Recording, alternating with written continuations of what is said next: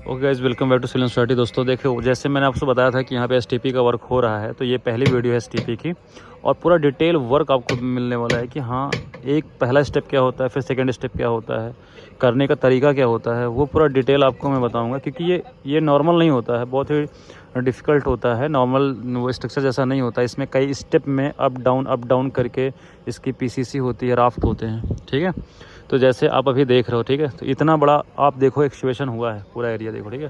तो सबसे पहले तो आपको ये पता होना चाहिए कि किसी भी डीप एक्सकवेशन को करने के लिए आपको उसका प्रोसीजर क्या होता है, ठीक है। जैसे ये जो प्रोजेक्ट चल रहा है, ये एक्चुअली केन का प्रोजेक्ट चल रहा है, तो आपको ये पता होना चाहिए कि कैसे सेफ्टी पर्पस को ध्यान में रखते हुए कैसे आपको काम करना है, तो कैसे उसमें स्लोप प्रोवाइड करना होता है डीप एक्सकवेशन में, ठीक है। तो जैसे आप यहाँ पे देख रहे हो, यहाँ पे क्या हो रहा है, यहाँ पे बेंचिंग दी गई है, ठीक है, बेंचिंग दिया गया है और ये टाइप सी सॉइल है, सैंडी सॉइल है।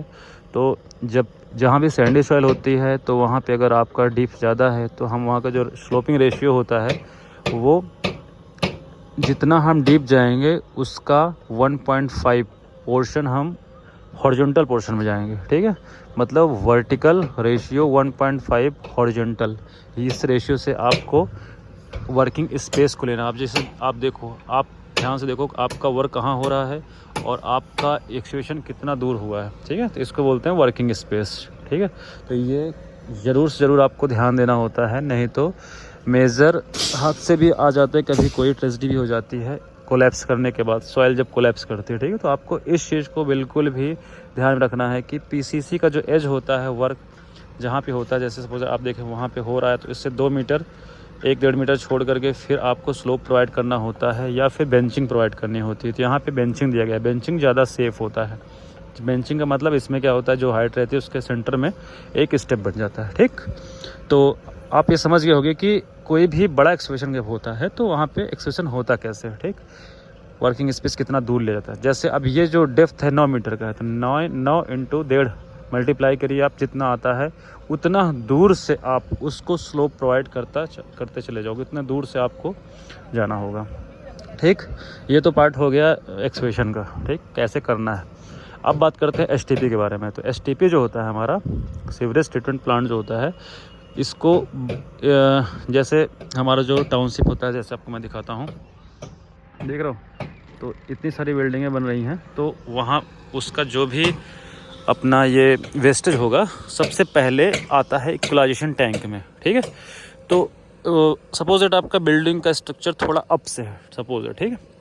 तो एक अगर वो दूर में है, सपोज दैट यहाँ से 30-40 मीटर 50 मीटर दूर है, तो वहाँ से यहाँ तक आने में आपको एक स्लोप मेंटेन करना होगा, ठीक है।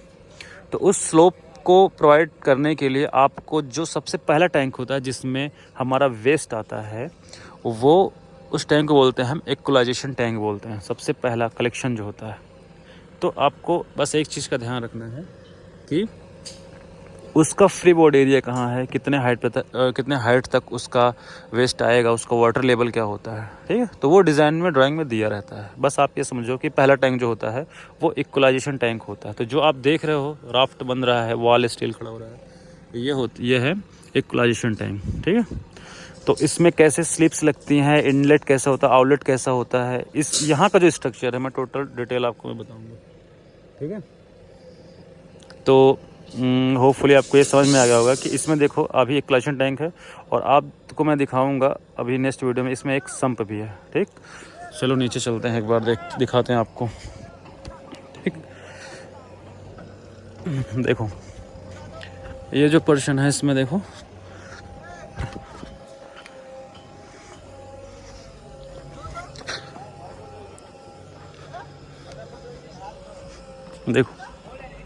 अब इसमें अगर आप ध्यान दोगे तो कुछ एक्सकवेशन देखो टॉप है, कुछ एक्सकवेशन डाउन है और इसमें एक पिट भी है, ठीक है। तो ये पंप रूम एरिया है, तो इसका जब ये पोर्शन आएगा तो मैं इसके बारे में डिटेल बताऊंगा, बट अभी आप सिर्फ इसके बारे में जाओ। इसमें देखो एक इक्वलाइजेशन टैंक होता है, तो एक इसमें संप होता है। संप पोर्शन जो होता है वो हमेशा नॉर्मल लेवल से डाउन होता है, ठीक है।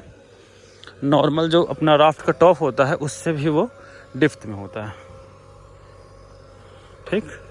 तो इस चीज़ को आपको ध्यान देना होता है कि ये चीज़ मेंटेन। जैसे आप ये देखो, अब ये राफ्ट का लेवल है, लेकिन यहाँ पे एक ऐसा पेड़ बन गया है, तो इसको हम सम्प बोलते हैं। सम्प का क्या होता है, वो एक सक्शन पॉइंट होता है जहाँ पे सारा कुछ आके कलेक्ट हो सकता है। कभी आपको क्लीन करना है या फिर वहाँ से उस पॉइंट को उठाना है।